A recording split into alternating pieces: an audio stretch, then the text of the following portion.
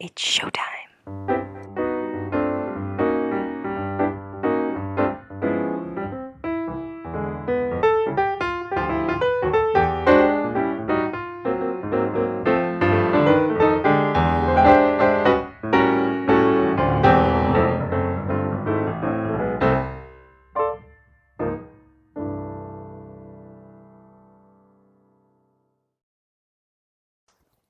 Hello and welcome to Musical Lyrical Lingo. We're your hosts, Tim And LJ, today and every week we will be discussing musicals, but specifically what they taught us.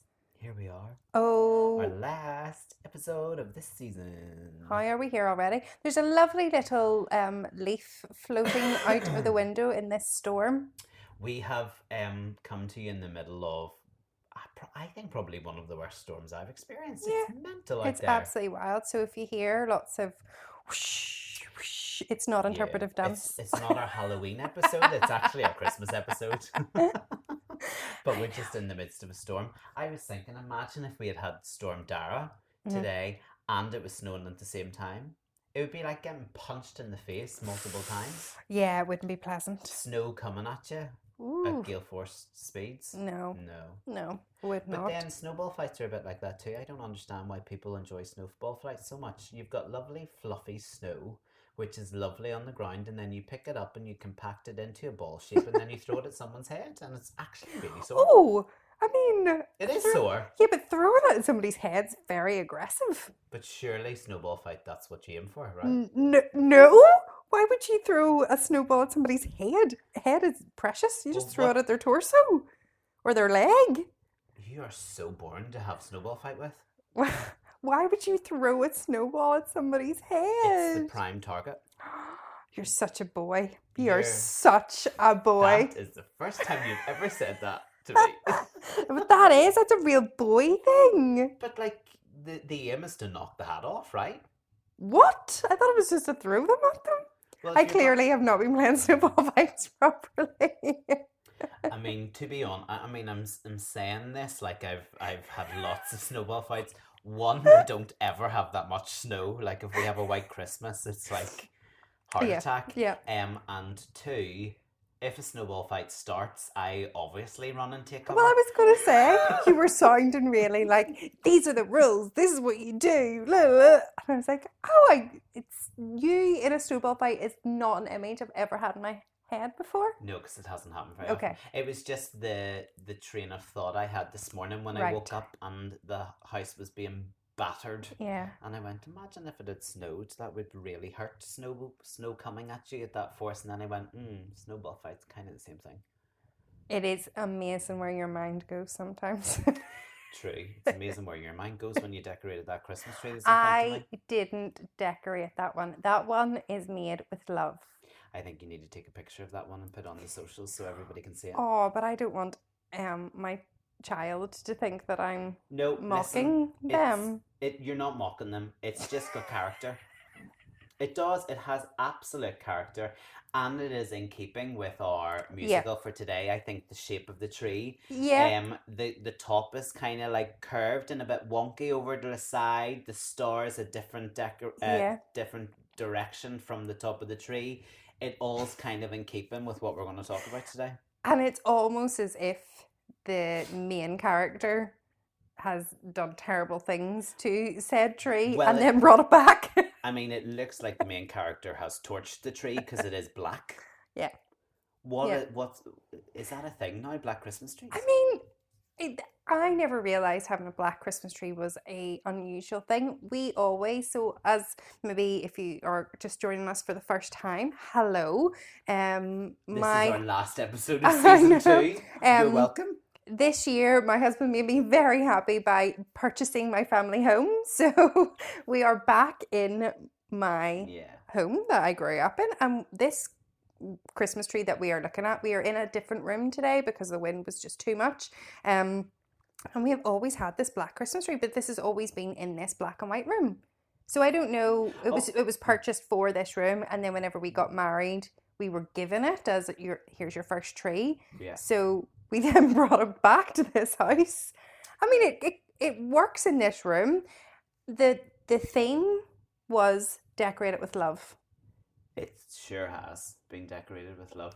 I now know what I'm getting you for Christmas. I'm going to get you a mini white Christmas tree so that you can have a black and a white Christmas tree in the black and white room. I love it. Yeah.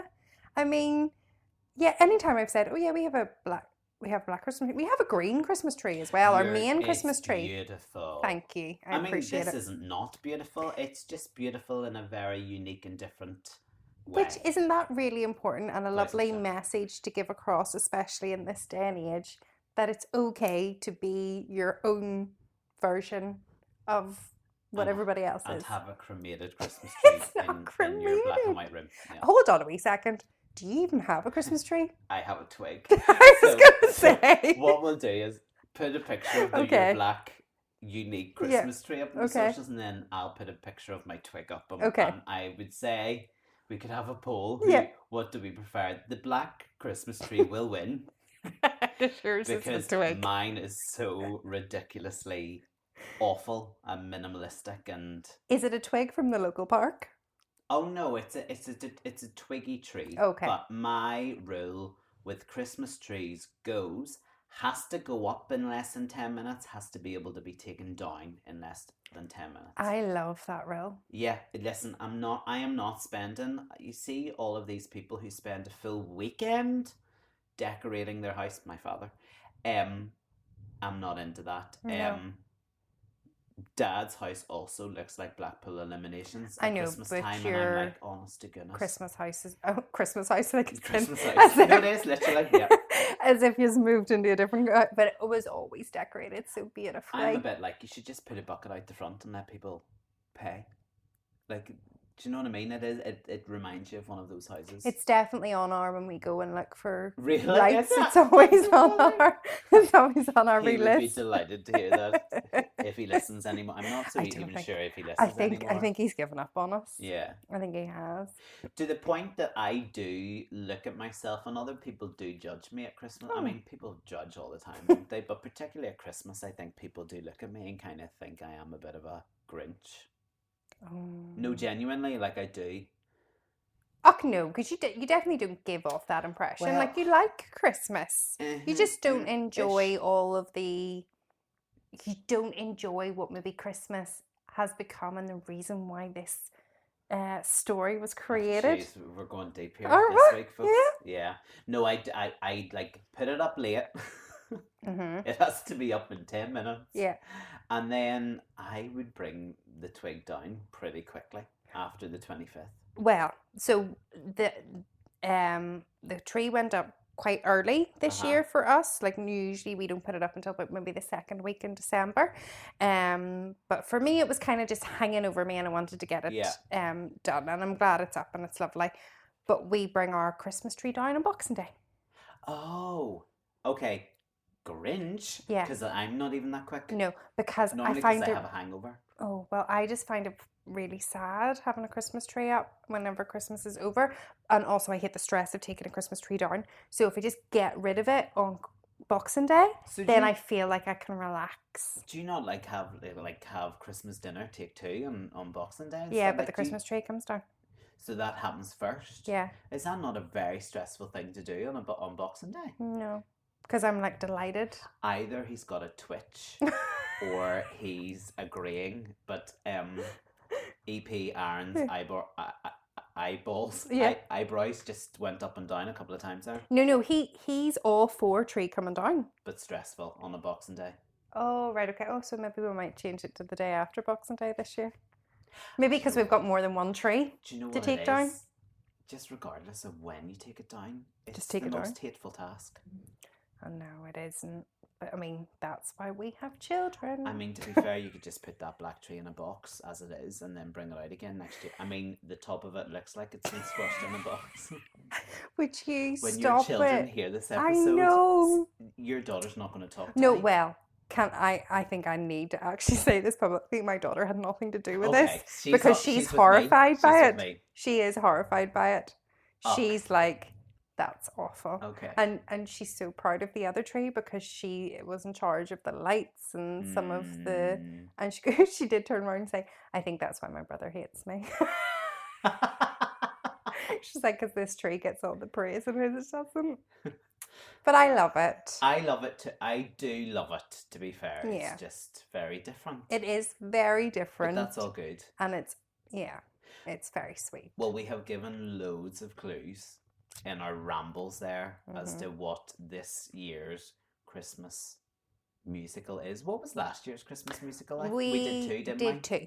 Because the problem was last year we were like, we didn't know if we would still be here a year later, so we were like, we should maybe do two Christmas musicals in case we never get the chance to do it again. And also we've been so fortunate this year with getting to interview lots of lovely people. So we've had more episodes where we were actually like, we've kind of forgot that we were coming to the Christmas episodes. We were like, oh, we just need a Christmas musical. It's been really busy. It's crept up on us. So we did White Christmas last year and Elf. Yeah. And they're great episodes if anybody wants to get more of a Christmassy musical fix. Go back and listen to them. If one episode isn't enough for you this festive tide, go back and listen to last year's Christmas episodes. And keep listening. We were good last year. We were good. We did two great Christmas musicals, and this year we're introducing you to a musical that is not great. Good. I went literally, Lord, when I was listening to this again because I felt I needed to. I was like, what do you say? Without coming across as a bit of a bah humbug. Like, our Christmas episode has to be jolly. Yeah. Sparkle jolly, twinkle jingly, as we were last year when we talked about Elf. But Dr. Seuss, have I said him right? Yeah. How the Grinch Stole Christmas, the musical. It doesn't quite have the same sparkle jolly twinkle feel for me. But you know what? I have made a pact with myself that I'm going to be more positive than maybe I would be if this was a non-Christmas episode. Okay, and I think I'm going to do the same. I think we need. I mean, we can't be both Scrooge. No, definitely not. Definitely not. It is a seasonal musical, shock horror. Yeah. And so it's a seasonal musical stage adaptation of the 1957 Dr. Seuss book, How the Grinch Stole Christmas. Full disclosure, right at the very beginning, have never read any of Dr. Seuss's books. I know, and that's really unusual, isn't it? So, especially in your day job. I know, as a teacher, I really should have. Yeah, no, I know, I agree. And it is hilarious. At Christmas time, we do make Dr. Seuss inspired Christmas cards, which is why I kind of think The Shape of Your Tree is very apt with Dr. Seuss and the illustrations and the styles there, but I've never read any of his books. I feel you'd like them. Do you reckon? I'll maybe give it a go. I mean, I've got a bit of time coming up to 2 weeks of a holiday. We have a great Dr. Seuss. So Dr. Seuss would be much more beloved in America. Yes. We don't really... wouldn't be a book that we would read in primary school or anything like that, or any of his stories. But one year when my dad was away, he did get the kids a lovely Dr. Seuss book, but it's got loads of the little stories that you maybe aren't familiar with. Okay. But it's the same Dr. Seuss feel and love about it. We love the Lorax in the house, so it's a big... Yeah. Would you ever watch that with your kids? No, I haven't, anything Dr. Seussy has, passed me by. Right, okay. Including Cat in the Hat. I know Cat in the Hat, the character, but I know nothing about Cat in the Hat. Okay. I would say, out of all of them, the Lorax would be my favourite. Okay. I'll maybe watch that this Christmas too. I've got a bit of time coming. And it's a good wee film, and it's got Taylor Swift in it and Zac Efron. Well, I mean, if Taylor Swift is there, that, who can say anything bad about it? So Dr. Seuss. So, if you don't know, Dr. Seuss was an American author. This is just what is that word? I don't know. It's not his real name. He wasn't a doctor. Oh, really? Yeah, he wasn't a doctor. Oh, right, okay. It's his pen name.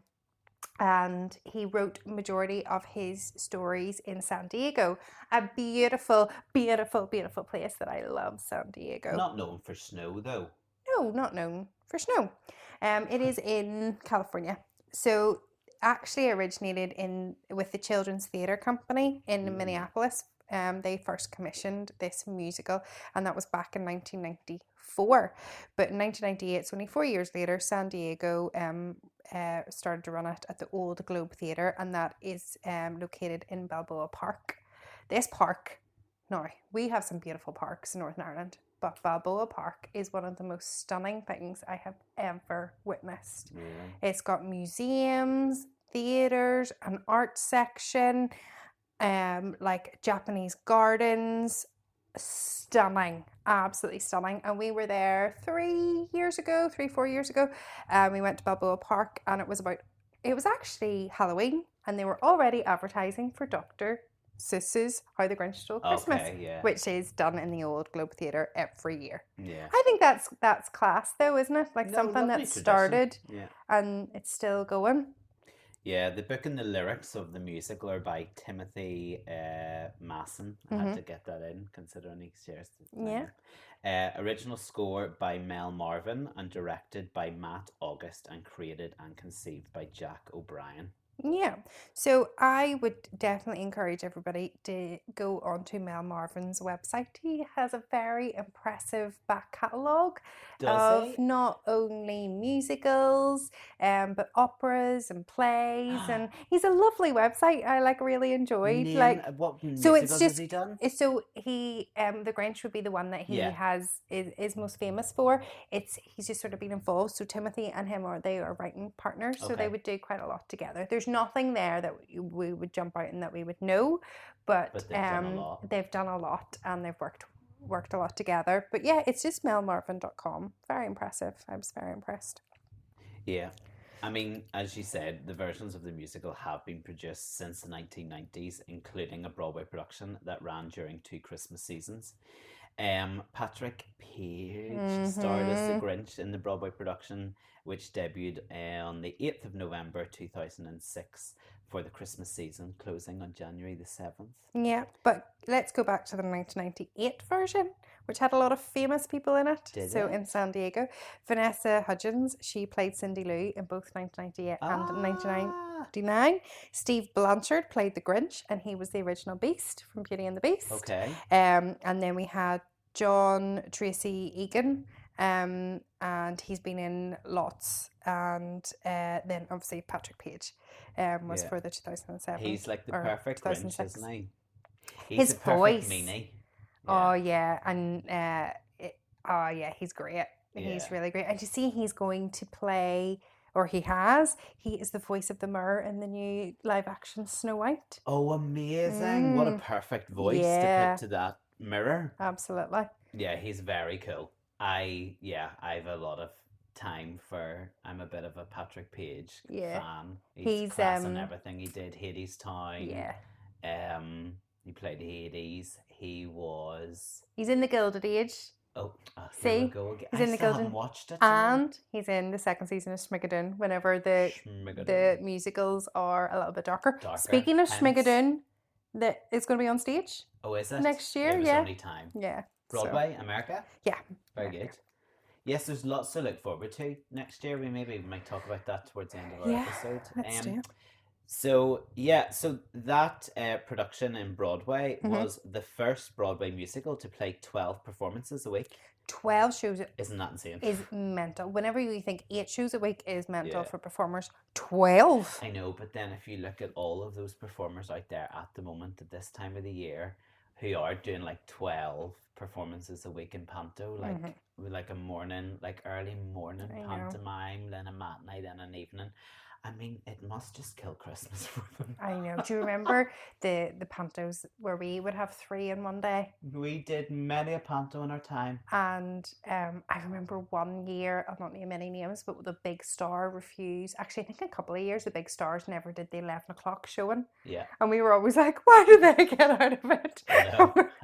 And by the third time of hearing the song, I think we were drained.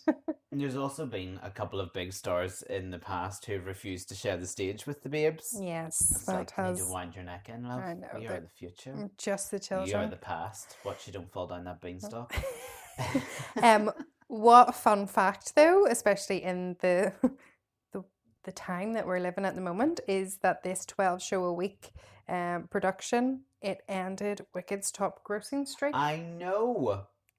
Isn't that I crazy? couldn't So believe that. Wicked was number one in Broadway box office for 100 weeks. 100 weeks. Which, no, Wicked, like, that's not yeah. surprising, is it? But I would not have thought And then the Grinch would, like, push Wicked off. But then also it's like timing and stuff as well, Yeah, isn't it? course, Christmas, it's definitely a time for family theatre. Yeah. So let's maybe discuss that as well. Is the Grinch definitely a feel-good, lovey-dovey thing for children, like young children? But this is why I kind of don't know if I like this musical or not, because I just think it's a lot of dark for a long time, and it's only at the end where obviously the problem is resolved, and it's yay, happy Merry Christmas. I know. Yeah. He's a really, like, he's a real meanie. Like Scrooge, like Scrooge is a bah humbug, but like he's not like scary mean. Yes. Whereas I think for young children, I think you're right. The Grinch can be scary. But fair play to them. They knocked Wicked off that top grossing. Yeah, they did indeed. Spot. And then the musical began a second limited run at the St. James's Theatre in November 2007, again with Patrick Page returning to the role. It was originally planned that the show would run continuously with my gosh, to 15 performances a week until January 2008, but the show was halted before the morning matinee on the 10th of November as a result of the 2007 Broadway stagehand strike. Well done. Fair play to them. Absolutely. We work with some, and have done in the past, some amazing people who work backstage. And could you imagine forcing somebody to do that many productions? Not just performers, but I think at that point, well done, stagehands going, no, this is just too much. Some might have called the producers Grinches, to be fair. Absolutely. Now, the producers brought the matter to court and were granted an injunction enabling the show to resume again on the 23rd of November. Yeah. Well, something needed to happen. I think that was just a bit ridiculous. Can't do that many. And also the performances just wouldn't have been good. Not at all, because you can always see a cast that's going through the motions and are like a wee bit over it. If I had 15 performances a week, I'd have been over it too. Yeah, absolutely. Took a wee while to get to the UK though, didn't it? It did, yeah. It didn't tour in the UK until 2019.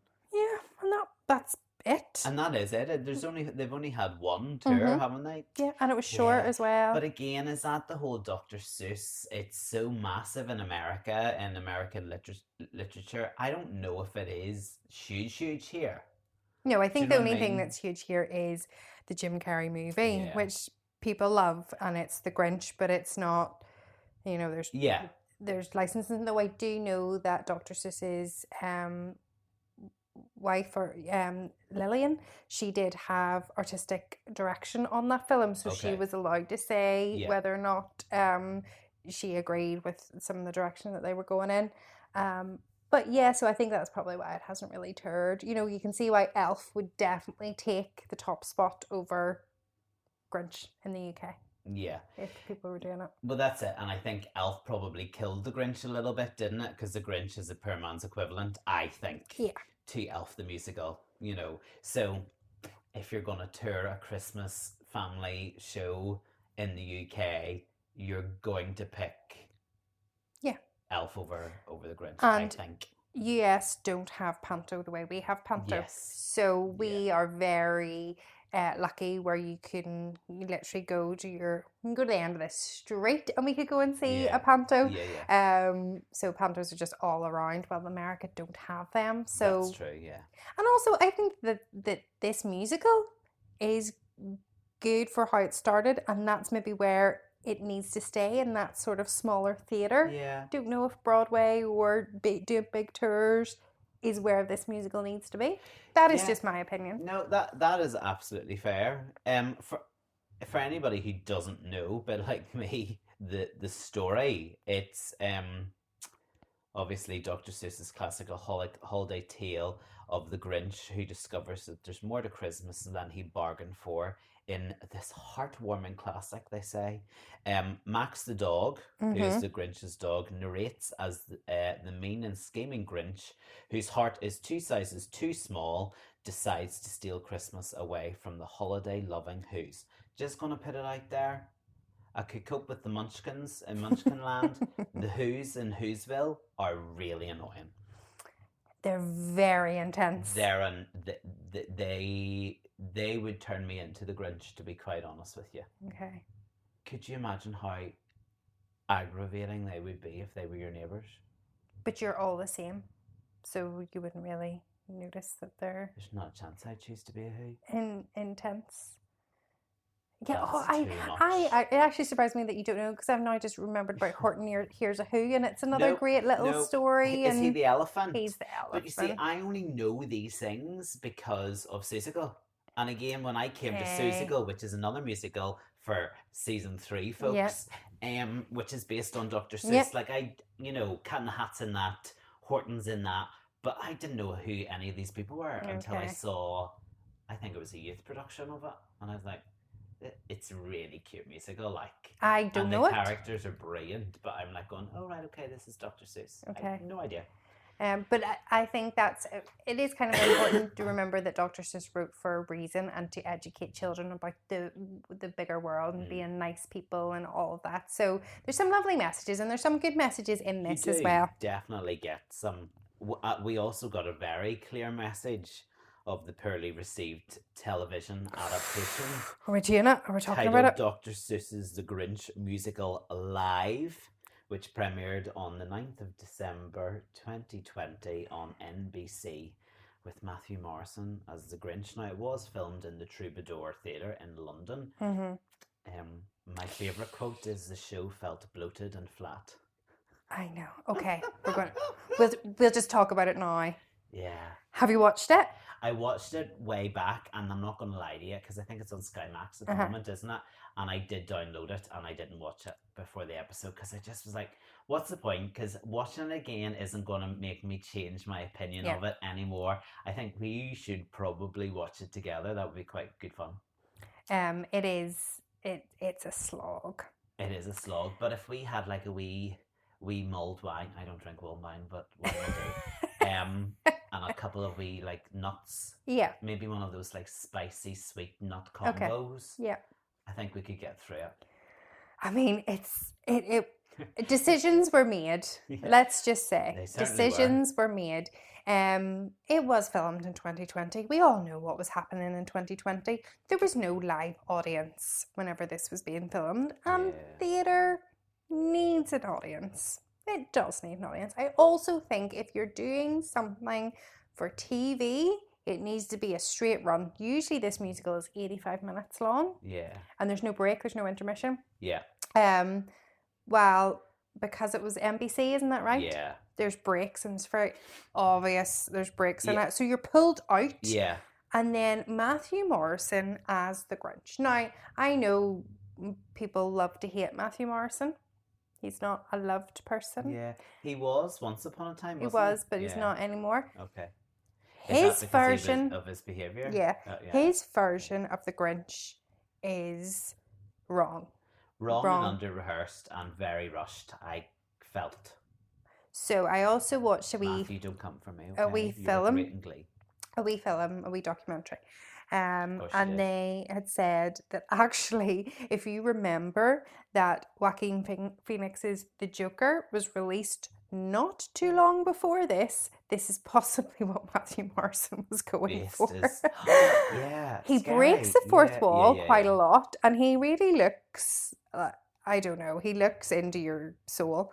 And he is, he's weird. So and I think we should have done this for our Halloween episode. Yeah, possibly.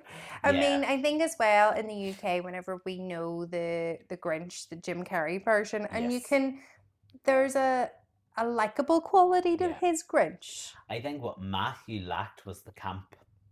Yes, he tried to be too like, I'm going to creep you out. And even the way he wasn't over the top in his I think that image of the Grinch whenever he's sneaking in houses is high knees, Yeah. and that's what I kept wanting to say to Matthew, There's get those knees up. Yeah, because there's a campery to it. You Yeah. can be a Grinch, you can be mean and nasty, but you need to be camp and like tongue-in-cheek in doing it. And I think that's why obviously Jim Carrey is Jim Carrey, but he is perfect for that. Do you know what I mean?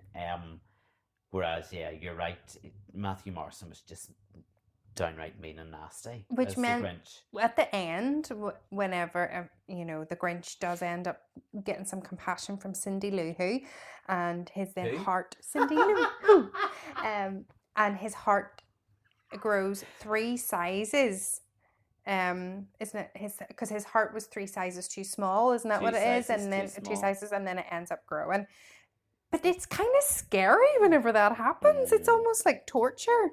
Yeah. Rather than, it's growing and I like it, and I've got this warm fuzzy feeling. That's the direction. If I was directing that, I would give him. It's flowing through your body and you are starting to change as a person. Not, oh my goodness, I'm about to have a heart attack. Because it's a kiddie show, for goodness sake. Yeah, it's just. I think we've said enough. Yes. Also, I just. She's not finished. Just a wee bit. She's not finished. I do struggle a little bit with the fact that it's narrated by Max, who's the older dog now. I know, because it's a narration. Like the story is somebody narrating a story. Yeah. But I just struggle with an old Max. I don't know. I just find it a bit odd. But is Max? Max is the dog. Yeah, but Max would need to be older than the Grinch to understand the background of the Grinch and how his upbringing and stuff like that. Because is that not why the Grinch is the way he is? Is it told retrospectively? No, it's told. It's Max sitting there going, "This is a story," and and then you get young Max. Oh, I don't know. No, so I don't understand why it has. Like, could it not have been like maybe an older Cindy Lou or something? I don't know. It has to be an older Max, an older dog telling a story that happened. Like the Grinch. Yeah. He knows the Grinch better than anybody else. From almost like he's man's best friend. Yeah. And probably the Grinch is only friend. Exactly. I clearly missed that. A wee bit. You were more. I was just. You were just struggling with the performances. I think that's maybe it. Anyway, did you learn much from this musical? Well, listen, the lyrics of Dr. Seuss's "How the Grinch Stole Christmas" do explore the true meaning of Christmas and the importance of family and love at this time. Oh, it's all rainbows and fluffy unicorns, but the Grinch's heart, as we've said, is two sizes too small, and I think the musical shows that the Grinch's heart grows when he does realize that Christmas is more than just the toys and the trees. Yeah, that's it. Dr. Seuss wrote this story as a way to combat consumerism. Yes, that's it. The Who's the prototype consumery, and the Grinch is anti-capitalist, isn't he? So the Who's. Yeah, I get it. Yeah, but I don't like the Who's. And maybe people always assume that the Grinch is just really horrible and don't realise that the Who's are not getting in the backside. Yeah, they're not getting the true message. Do you know what the Who's remind me of? Oh, now you might slap me here and tell me to get out of your house because I don't know how you feel about this because I know you're a massive Disney fan. What? But you know that god awful ride in Disneyland. It's a small world. Yes, it's a small world. Yes. Yeah. I mean, that's hard to love. Oh. It's a small world after all. Repeat.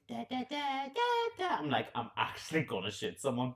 Yeah, it's not the best. But that's what the Who's remind me of. It's a small world in everybody's Disneyland. And I literally was like, do you know what it is? I'll happily just throw myself into the lake to end this ride earlier. And do you know what? Every single person feels that way. Why haven't I know. I think it's about the world being harmonious and everybody. Oh, but God, we don't need to hear the same 16 bars on a loop. No, the last time we were in Disney, we got stuck on that ride. No.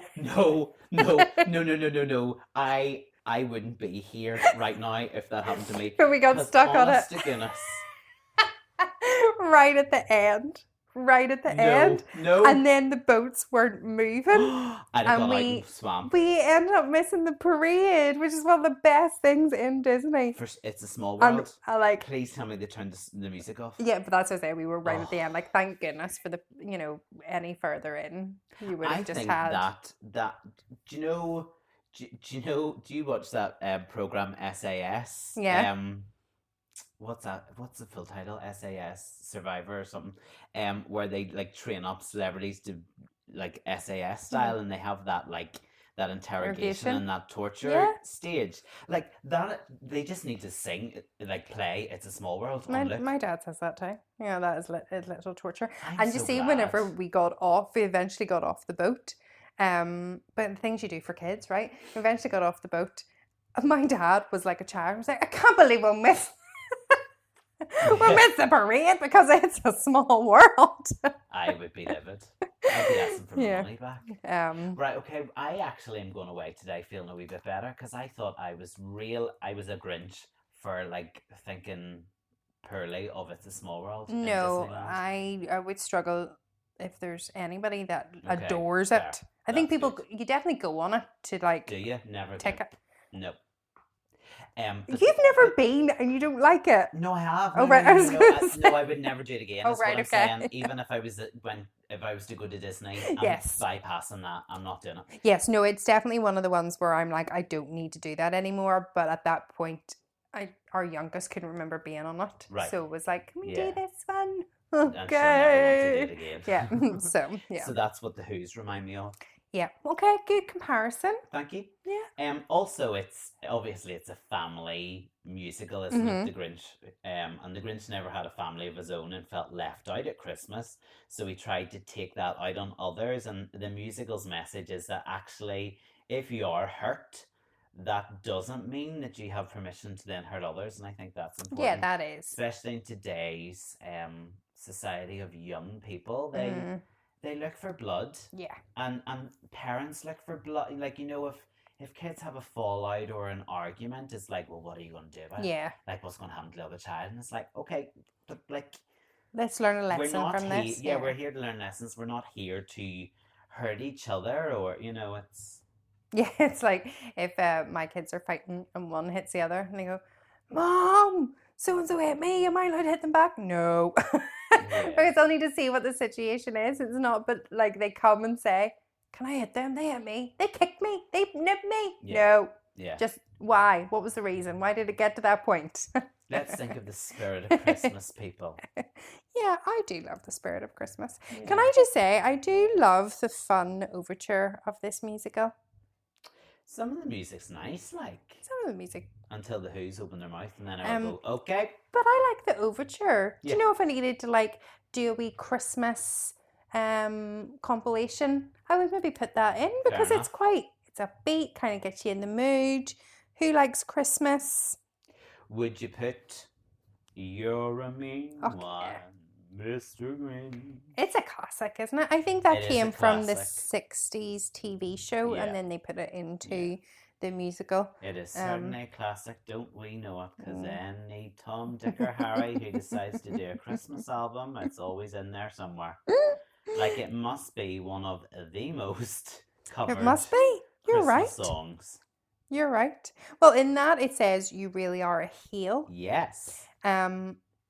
Probably the first time I heard that, I maybe didn't know what a heel was. And EP's eyes have just, and his head just has gone up. And I know the because I have it written down. Yeah. I know that this means a bad person in WWE. And I know that. But I just mean that could be the first time somebody's hearing that heel means bad. Yeah, so in professional wrestling, the word heel is like a baddie or villainous wrestler. Mm-hmm. Normally the one that gets beaten by the heroic character. Which is called the face. The face. Baby face. Oh, I always just knew it was face. Or if you're not in the world of professional wrestling, just a contemptible person. Well, that's how it's going to... Who is self-centered. Is it a word that's always been about, or was it that wrestling made it. Did wrestlers coin it? No, I think maybe It was they just there. adopted it. I'm not entirely sure. Yeah. Okay. He also says, "You're the king of sinful sots." Yes. Also, do you not think the tune of that's very like Godspell? Oh, here she goes with her tune. What is that one?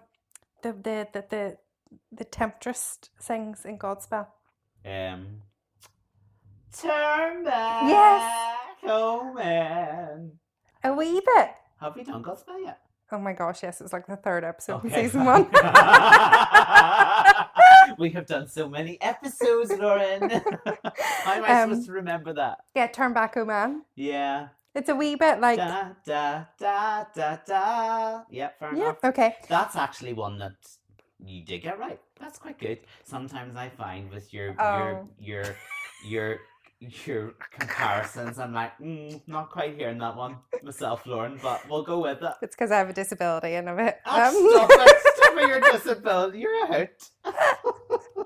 I do have a hearing problem. Anyway. Not that big of a hearing problem. I wear a hearing aid, so I would say That's it is. awful. I Right. apologise. Okay. I'm not offended. She's a listening problem as well. Oh yeah, okay, shush. Selective, that's what that's called, Aaron. All right, gang off of me. Okay. We love you dearly, you know that. Yeah. Sinful sots. Yes. So this is something to do, it's a sound on tape that only provides facts and no emotion. I got that a sot is a drunken person, an older word not often used in modern English. Yes, so years and years and years, millions of years ago, they would have just referred to as a drunken person as a sot. But now, whenever you say sinful sots, it just means that you've got no emotion. You're just delivering what it is. So, like a newscaster tries to be a sot, because they're not obviously supposed to show any emotion. So whenever maybe people are reporting on something, it would be, that's where they would maybe include, I don't know, like not necessarily in reports, but maybe in like commercials or films or anything like that, where they input sound, because the way the delivery of somebody is just being no emotion. Yeah. So, yeah. There you go. My favourite line in your meme one, Mr. Grinch, is your 3-decker sauerkraut toadstool sandwich with arsenic sauce. I mean, you wouldn't want to eat that, sure you wouldn't? Well, I didn't know what sauerkraut was. I'd heard of it. I love sauerkraut. No. I certainly don't love sauerkraut. I've never tried sauerkraut. And I certainly won't be trying the kraut anytime soon. Finely cut raw cabbage, which has been fermented in various lactic acid bacteria. You can keep it. Oh. Are you going to have that here for your Lauren's doing like a wee Christmassy night where it's open house and we can all come and have a jolly out time? I love that you just told everybody it's open house. Anybody can come, but I didn't tell them the dates, Lauren, so it's all right. I know. It's on the... Are you going to have sauerkraut? I am. I'm going to say for Timothy. And I'm going to go... You'll hear me heaving in that toilet. I know. Do you know what? Now that I think about it, you wouldn't like it. Absolutely not. Well, I'm not a cabbage fan, for a start. Well, I'm not a cabbage fan either, but I love sauerkraut. And I struggle with like things like pickle. Yeah, and you don't like pickly all of that things. Vinegary, fermented. What is this? The Bush Tucker tribe? No, it's nice on things, or it's nice on the side of like noodles, or if you're maybe having like an antipasta plate or something say, is like it that. Like a cheesy thing? Could you have it with cheese? Yeah, I mean, it would go with some sharp cheese. Yeah, okay. You could do that, but you're probably not gonna love it. Not at all. But it's really good for your gut health. No doubt, I'm sure it runs through you. No, it doesn't. It helps the bacteria in your stomach. So does those yogurts you can take. Okay, you stick with the yogurt. I'll stick with the yogurt. I am not having fermented cabbage. Thank you. An arsenic? Would you like a wee the side fact of? That it's being used in a line to show how gruesome and disgusting the Grinch is, like that's not a good advertisement for it. But it's also, you need to remember when that was written. Like eating sauerkraut would have been and is a very like European dish. and not something that would be in everybody's homes. Well, now it would be much more popular, and people like to eat. Yeah. You know, like kombucha. I take it you don't like kombucha. I have no idea what that is. You know, the fermented drink. Oh, jeez. No, okay. I value my gut. No, you obviously don't if you don't eat these things. Because they're good for your gut. They can't be good for They you. are good for your gut. They wouldn't stay down long enough. They'd be coming straight back up again. You Anyway, okay. Did we learn anything else? Because I'm going to be honest with you, that's the musical lyrical lingo learning that I learned, apart from the gifts at Christmas should come from the heart. Gifts should come from the heart and be received with an open heart. That's what I kind of got. Either that or what I read about Grinch, the musical. I think you should get just little tags made up and then just give them to people as Christmas presents and just say, this gift comes from the heart. It's me. I am the gift. Could you imagine people's reactions? I mean, it's beautiful. It and is that's beautiful. The way it should be. Well, that's why every year I make something. So, like, it's either butter or what did I make it last year? Like chocolate covered coffee beans. They were delicious. And I've done candles and I've made breads one year. You know, because there's a lot of time and effort goes into that. I know. I dreamt about your cupcakes the other week. I totally forgot about those. Do you remember our waitress cupcakes? Yeah. Do you want Was them that for Christmas? season 1 or season 2? That was season 1. Yeah. Season 1. I learned one more thing in Who Likes Christmas. Yeah. And they say, give us jimmies. They're sort of saying everything that they want. And they say, give us jimmies and jammies galore. So that led me down a rabbit hole of, do you know way Jim Jams are slang for pajamas? Yeah. So Jim Jams is a slang for pajamas. It originated as an abbreviation of the Pie Jim Jams from 1902. And traditional pajamas are trousers and a shirt. Yeah. So... Very good. Yeah. Are you the type of family that have matching Yeah, Christmas we jammies? Do you get them new every year? No. Okay, that's good. No, we don't. You just have your jams. Yeah. That go in a wardrobe and don't come out until Christmas again? Well, for 3 out of 4 of us that happens, but you've met my son, right? The one that decorated the Christmas tree? Yes. Yeah. So he would... All year round? Whenever. Fair enough. Yeah. And I have a thing about pajamas have to be matching, like as in whatever trouser you have on, you need to have the same top. And I've always been that way, especially since the kids were babies. Like it had to be matching. Like if they spilt something on it, I had to take them off and put them on. I don't know. Just I like it. And see now that they're a little bit older and they choose one pajamas, it destroys me. I'm like, that's not matching. It's fine. I'm like, it's not fine because those trousers are not matching that top, or you've no top on. You're just walking about the house with no top on. It's December. So you have problem with unmatching pajamas. Yeah. But the tree is okay.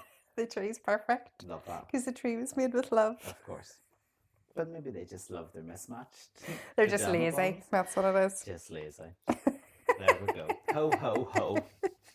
Merry Christmas. I mean, that's been 3 Christmas musicals we've maybe introduced people to. And they're a range.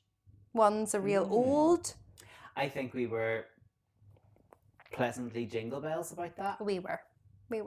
I mean, if you can watch the NBC 2020 Matthew Morrison version, watch it. But if you could see a production in your local theatre, maybe your local children or somebody doing it, I would encourage you to go and do that. Yeah. Go out. See or live. Just this season, if you don't normally go to the theatre, I mean, not too sure why you'd be listening to a musical theatre podcast, but if you don't usually go to theatre, go to your local theatre. Yeah. Go to your local school, college, whatever, and go and support who is doing something. I think that's what we should do this time of year. Yeah, but if you are a new listener, and we know we've had lots of new listeners this year, and that's probably one of the things we're most thankful for this season. Before you go out to see the local theatre in your area, could you listen to a couple more of our episodes from the past stash. Yes. Because where are we sitting on our listening we are figures? 200 downloads away from 10,000 downloads. So could you like download even like 10 of our previous episodes before you go to the theatre, and then watch the piece of theatre and then download another 10? Yeah, that would be great. We would love that if you could do that. And tell your friends. Tell your friends, absolutely. Spread the word. It is ridiculous that we got so excited last year at how many? Oh, I think like 2,000 or something. Yeah, we were like a couple away from 2,000, and we just thought we were the bee's knees. The bee's knees. It's been quite the year for the pod. It has been so fun. It's fun. No, it hasn't gone in a new direction. It's just developed, as lots of things do. Some would say no direction at times. I think we've had some clangers this year, but sure, that keeps it fresh, doesn't it? We're only human. We put a poll out to see what people enjoyed about season 2, and a lot of it just came back that they enjoyed the banter. Yeah. They enjoyed just listening to us either arguing. Not that we argue a lot, but trust me, you should hear her to me off air. Oh, shush. What? But yeah, they just enjoy like this little time in their ears. Yeah. Which is really nice. Yeah, and we enjoy that you enjoy listening, or that you listen in the first place. Mm-hmm. What have you enjoyed about this season then? I have loved that we have got to interview a range of people. I think that was something we put out there. Yeah. That we wanted to do. We wanted to get talking to people, and we want to expand on that. We want to talk to like different people within the industry, different job roles. But it was just so fun, and I just love that we got to go and speak to Zoe. Yeah, I know. Our trip to London. I know. We had our first musical lyrical lingo trip abroad. It was. To the Big Smoke. Okay, and it was just so lovely to see her. 1,000%. Yeah, 1,000%. Yeah, I have enjoyed all of our fantastic guests, some near and dear to us, and some people that we've never met before. Yeah. So thank you to all of them. If you have appeared on our podcast this season, thank you. And I know some will be back for sure. Not that others have said we never want to do that again. No. It's just, Yes. Yeah. Lots of like new guests to look forward to next year. Mm-hmm. Yeah. Some like big exciting ones in the pipeline for early 2025. Crazy. I've also enjoyed being on other people's podcasts. Hasn't that been exciting? Yeah. And we're getting to do that again in 2025. Yeah. So that's nice. So lots to look forward to. And I did sit the other day. I had a bit of time. What was I doing? That's unusual. Exactly right. And I was like, what could I do? So I sat and I made a list of like, musicals for next term, and so actual musicals that you want to do, not a couple of weeks ago where you were like, why are we doing this musical? How on earth did All Shook Up make it into the list when you have all of these fantastic ones? The problem is you don't want to go biggie after biggie after biggie. There's some really big ones that we have not even touched on, and it's mental that we'll go into season 3 and we haven't looked at some of them. But isn't that also exciting that we are going into season 3 and we haven't just focused on big musicals? Yeah. It's been so lovely discovering new musicals, and obviously we got to do that twice this year. Yeah. And I've had some people say, "Oh, here I started listening to X, Y, and Z," and I love it. Do listen. We hope that is one of the things you do take from our podcast. To go and listen to new musicals or musicals that have been out there that you've never listened to before. Because I think that's what keeps musical theatre alive. 100%. Do you know what I mean? Rather than listening to and even the Wicked film, like that is going. Not that Wicked was starting to die off, no, but it's just invigorated again. I think, and given it a new lease of life. that I think musicals like Wicked that have been around for such a long time sometimes need a wee bit of a wee kick up the backside. Do you know what I mean? Like just to fire them again. But yeah, it's nice and also experiencing new writing, and that's really important. And what we've sort of been saying all this episode too is Wicked the musical wouldn't have happened without theatre. Yeah. And theatre doesn't happen without local productions, without passion for something. That's so do you think next seasons when we do the big H? I mean, I feel that that's not just going to be a one episode. No, but I don't know if our listeners will allow us to go another season. Yeah, I think we have to. We've got some lovely followers on our socials who also listen obviously to the pod, who are currently in the UK tour. So wouldn't that be fun if we were able to chat to them? That would be fun. So watch this space. I know. What are you looking forward to next year? It doesn't necessarily have to be to do with the podcast, just in the world of theatre. Is there anything you're looking forward to? I mean, I don't know how many times I've said it. Bless my soul.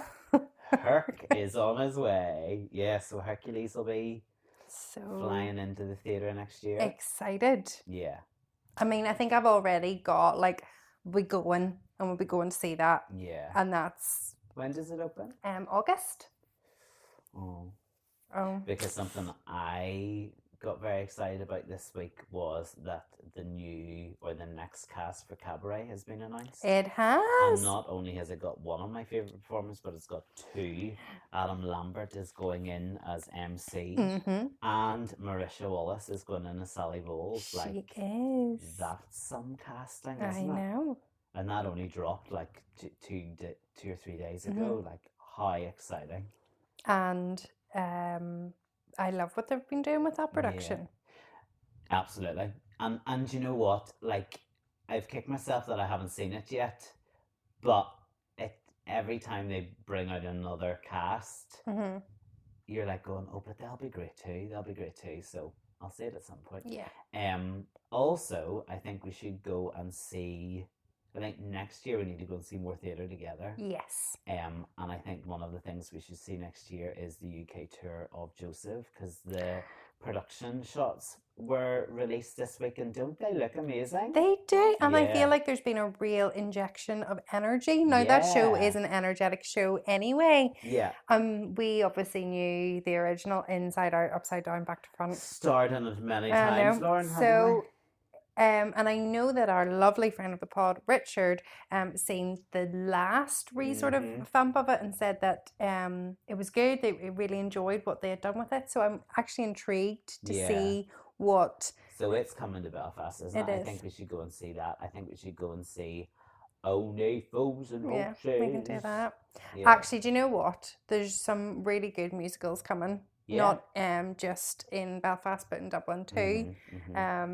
So, yeah, we should... Lots to look forward to. And lots of just fun, exciting times. I'm ready for a wee break, though. I'm ready for a wee week off. 2 weeks, actually. I've got 2 weeks off. That's nice. Yeah. And are you just going to vegetate and watch musicals? 1000%, yeah. And maybe not watch The Grinch That Stole Christmas, but... No, don't do that. There are some musicals on over Christmas period, like Matilda will be on. Yeah. There'll be some plays on too if you're into that. Did I read a Merry Widow is appearing it somewhere is. on BBC 2 or BBC 4? Yeah.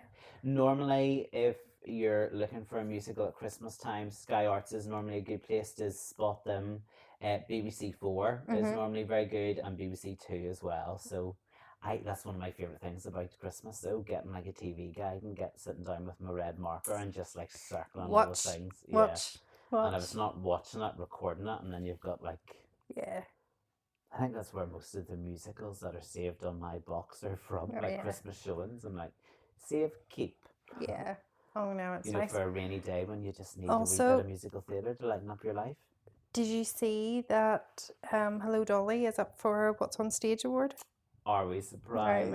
I know. Some lovely shows, performers. And is it January when we win our podcasting award? It is the 9th of January. What a way to start the year, Lauren, right though? I mean, it is. Irish Podcast Award, like, honest to goodness. You are manifesting life. You thought, like, 2024 was good. Like, what a start to 2025. I mean, we've had some lovely engagement from some other Irish podcasters that are nominated too. So, if anything, we've had a great experience from that. I mean, why are you talking like we're not going to win one? No, I'm not. I'm just saying. I'm saying all the positives that have come from it. Well, from us to you, can we just thank you very much for listening to us waffle on again for another year? I know. I think we'll come back in the new year. I think we'll give it a go again. With more fun and exciting things, hopefully in the pipeline. Yes, 100%. Yeah, thank you for listening. Thank you for being there. Thank you for allowing us to do this podcast. Without you guys, there is no podcast because we'd just be talking to ourselves. I mean, there would be, but we might just listen to ourselves. I mean, if there was just one person listening, do you think? Remember at the beginning we thought that's what it would be. It would be like maybe 10 max. Our friends will listen. Like we'll do it for our friends. I know. It's crazy. It's so much nicer though. It's lovely. You've got fans all over the world. Yeah. Well, thank you. And have a wonderful Christmas. Indeed. And we will be back in the new year. Ho, ho, ho. Bye.